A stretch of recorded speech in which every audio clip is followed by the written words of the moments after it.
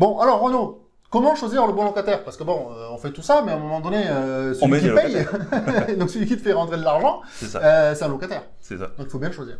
On va regarder ça ensemble.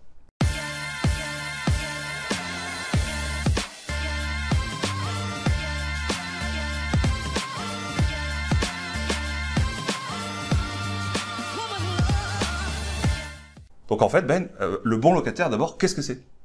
Qu'est-ce qu'un bon locataire? C'est un locataire qui paye son loyer. Ouais. C'est pas forcément un locataire qui gagne 4 fois le loyer en revenu. C'est pas forcément un type ou un autre de personne, j'allais dire.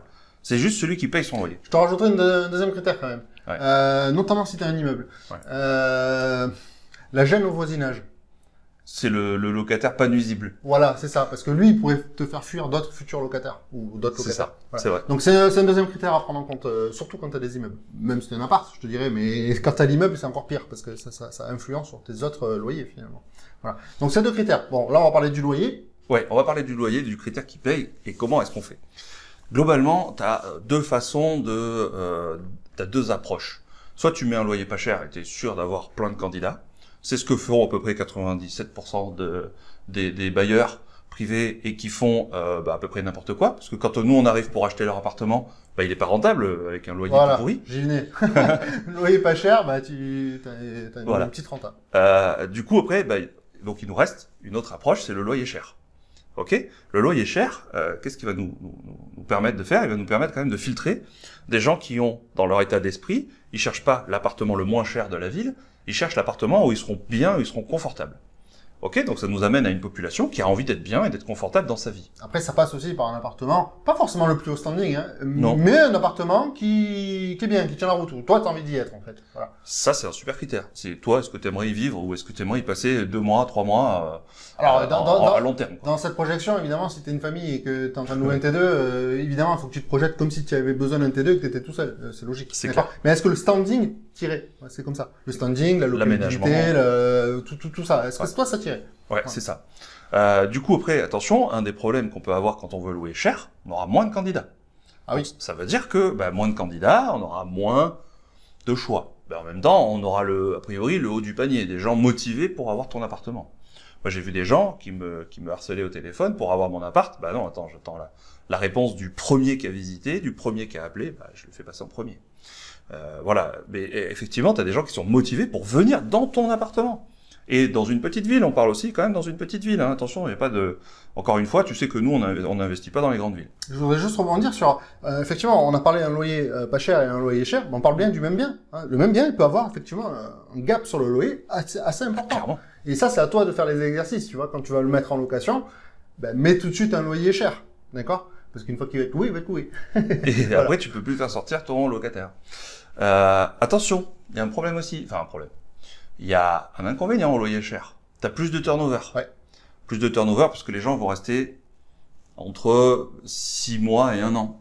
Ils vont rester moins longtemps. Voilà. Ils vont pas rester 10 ans avec un loyer très élevé dans un T2. Enfin, tu vois, tu vas avoir plutôt des gens qui viennent s'installer, qui sont mutés, des gens qui sont en détachement, ça arrive aussi, des gens qui sont en stage longue durée.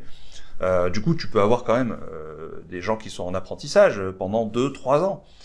Mais effectivement, faut vraiment savoir, faut que tu t'y attendes que la personne ne va pas rester 10 ans. Ouais, c'est ça. Donc, en gros, tu vas augmenter ta renta, tu vas filtrer tes locataires, par contre, tu vas avoir plus de turnover. Voilà. Bon, voilà. Faut le savoir, et il faut savoir si toi, tu es capable, si tu te sens d'aller faire plus souvent, refaire de l'annonce, refaire des visites. Enfin, l'annonce, tu l'as sauvegardée avant, et donc tu la refais pas à chaque fois, mais voilà, il faut refaire les visites, refaire les baux, etc.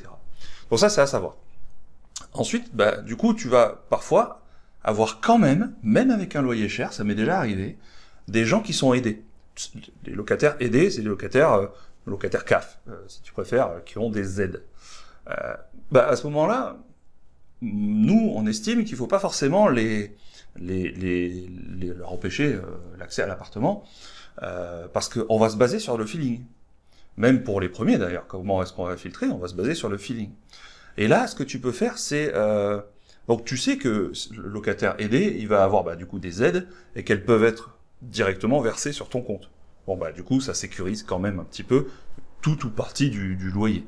Ok, même s'il y a 60% du loyer qui est versé par les allocations, ça va arriver chez toi. Oui, il y a le loyer cher et le loyer cher. Hein. Ouais. Il y a le loyer cher à 500 €, c'est cher, et le loyer cher à 900 €. Donc là, on parle plutôt d'un loyer cher qui au lieu de 400, t'es à 500. Oui, Faire simple. c'est l'idée. D'accord.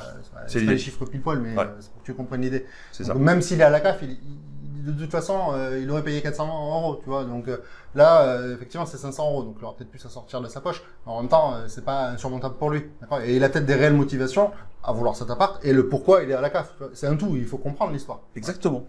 Exactement, faut s'intéresser à l'histoire. C'est pour ça qu'aussi qu'on te conseille de rencontrer tes locataires quand tu le peux, pour comprendre leur histoire, pour comprendre leur motivation. Et c'est là qu'on va arriver finalement à la conclusion de cette vidéo sur comment est-ce qu'on va faire pour s'assurer que quelqu'un qui est aidé, donc qui reçoit des aides pour son loyer, qui nous paye. Parce qu'ils sont pas tous malhonnêtes. Et 95% des gens, ils payent leur loyer. Y a pas de souci. En tout cas, ils le veulent. Et tu viens de nous donner un exemple, Ben, où il y avait 100 ou 150 € à mettre de sa poche, mais la personne, elle a envie d'être là parce qu'elle sera bien, parce qu'elle sera à côté de l'école de son enfant, parce qu'elle sera à côté de son boulot, ça lui évite d'acheter une voiture, donc elle veut bien payer un peu plus cher le loyer. Tu vois, il y a plein de raisons pour lesquelles elle viendrait dans un appartement avec un loyer cher. Et quelle est la façon dont par laquelle on va pouvoir connaître la vraie motivation de la personne qu'on a en face de nous pour louer notre appartement? Tu vas lui poser la question, comment est-ce que vous comptez payer le loyer? Ok, j'entends, vous avez des faibles ressources. D'accord. Mais comment est-ce que vous comptez payer le loyer? Est-ce que vous y aviez déjà réfléchi? Est-ce que vous êtes sûr de pouvoir payer le loyer tous les mois et pas uniquement ce mois-ci? Et là, du coup, tu vas voir la réaction de la personne. Elle va... Tu vas voir si la personne s'est déjà posé la question. Exactement. Ça change beaucoup de choses. Et du coup, si elle s'est même pas posé la question, tu dis, ok, écoute, il vaut mieux aller voir peut-être un autre profil. Parce que tu vois, par exemple, la personne peut te dire, ouais, là, je suis à la CAF, j'ai 4 000 € de côté, c'est fait exprès, voilà, c'était pour absorber cette transition qui était déjà anticipée. Voilà, je t'invente un plan, mais il va y en avoir des kilomètres. Mais c'est pour, voilà, là, cette personne-là, ok, bon, c'est anticipé, mais non, ça peut être faux derrière, évidemment. Mais au moins, c'est déjà réfléchi. C'est déjà Parce posé qu'une la question. personne qui n'aura pas réfléchi, tu vas le voir tout de suite, en fait. C'est ça. Et comme je te rappelle qu'on est sur un loyer cher et que sur un loyer cher, on n'a pas beaucoup de candidats, peut-être qu'à un moment, tu vas être, entre guillemets, obligé de faire un choix entre deux personnes aidées. Ben, c'est bien de leur avoir posé cette question. N'oublie jamais cette question, parce que ça te permet de voir la réaction de la personne en face de toi et de comprendre, en fait, si elle s'est posé la question ou pas avant.